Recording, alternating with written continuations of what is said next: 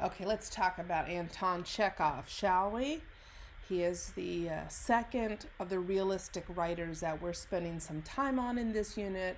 We've hung out with Ibsen. Now it's time to hang out with Anton Chekhov over in Moscow.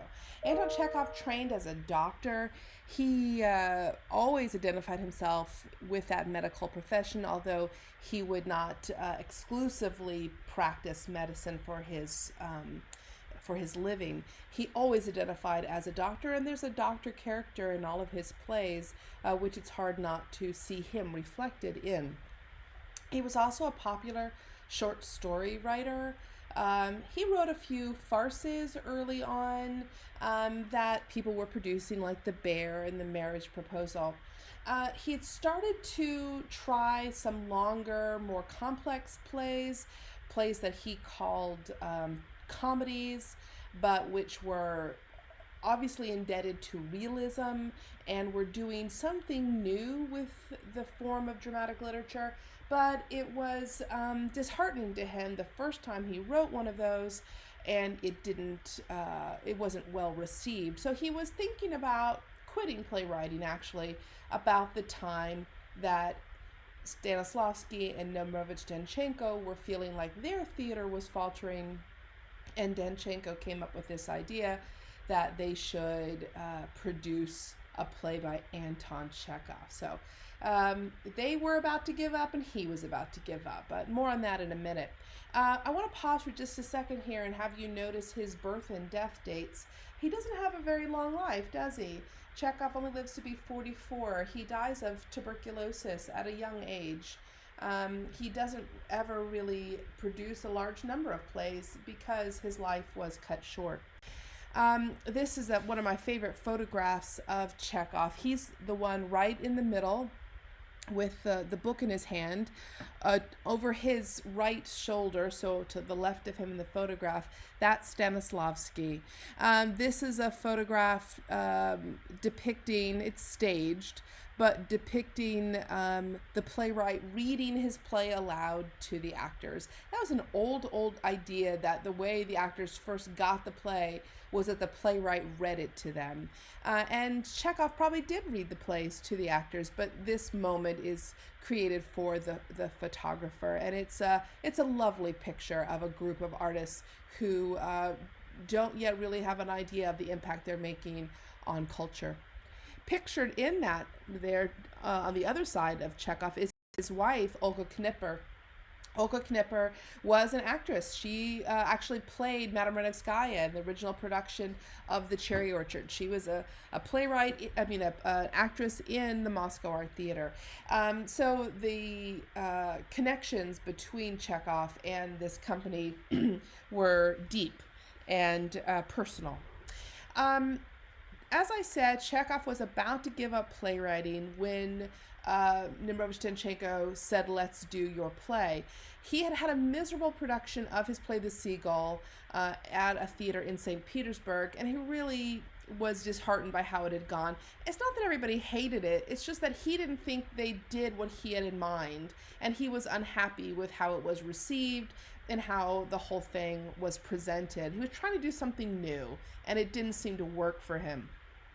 So he was thinking of giving up when Nemrovich Danchenko said, "I want to try my director here, Stanislavski, doing your play." Well, this did not inspire any confidence in Chekhov, because he knew Stanislavski as this comic actor, this character actor. He figured Stanislavski was going to make this really broad and make it so that he liked it even less than what happened in St. Petersburg. But Nemrovich Danchenko had a vision for something else that could happen. So he put these two reluctant collaborators together.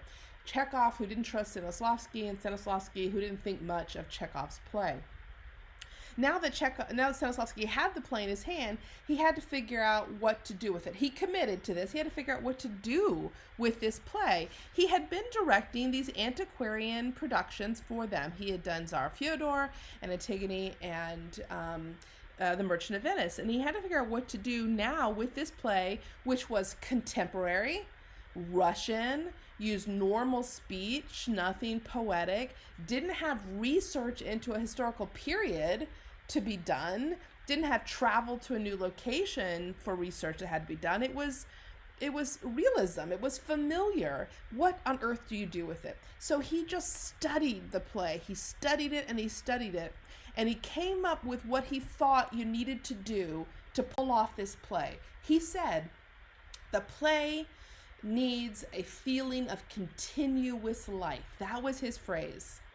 A feeling of continuous life. As he studied the play, turning all the attention he gave to a historical play, all that attention to detail that he gave that a historical play, he gave to this play and discovered what he thought it needed, which was not research into the past, but some sort of research into reality, into the present. So he said, if this play is to work, it needs a lot of overlapping dialogue, the way people really talk, specific business for all the characters to be doing, the kind of things that those people really would do, and sound effects for ambiance. He scored the whole play with sound effects, realistic sound effects, birds and frogs and insects, sounds of weather. He thought it needed continuous life. And then he blocked the play on paper, every moment of it.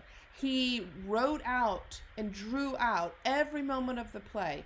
And he actually sent these notes in to the theater, to the actors, and had Chekhov oversee them doing it for a few weeks before he came and was on site. He sat and worked on all this privately in the country, and then sent the notes in, and they employed what he had written until he came and joined them and then finished directing the play. It was very detail oriented. It was very complex. It was the kind of level of attention to detail that he did for a historic play. He just did it instead for a contemporary realistic play. Here's a picture, by the way, from that original production of The Seagull, of Olga Knipper as Arkadina and Stanislavski himself as Trigorin. He was one of the actors in the original production. When they went to open that production of The Seagull, I have to tell you, it's a famous opening night in theater history because they were allegedly terrified that this was going to flop. Chekhov wouldn't even come to Moscow because he thought it was going to flop. They were, there are stories that they were doing like light drugs backstage, drinking laudanum backstage because they were afraid that this was going to bomb so bad. They were getting stoned out of fear that this would be so upsetting. But it didn't happen. The show ended and the audience erupted. They loved it. They thought this was the most interesting thing they had ever seen. This was the new modern theater that the audiences wanted, not more antiquarian plays like The Duke of Saxe-Meiningen, but something Russian and modern. Famously, Nimrovich Chekhov sent a telegram to Chekhov after the play, after the final curtain closed, to tell him it was okay, he could breathe again. He wrote that just played The Seagull, colossal success, endless curtain calls. After that performance, the name Chekhov was eternally connected to the Moscow Art Theater. It was called the House of Chekhov from then on. And in fact, the theater changed its, or created a logo of a seagull to be their sign.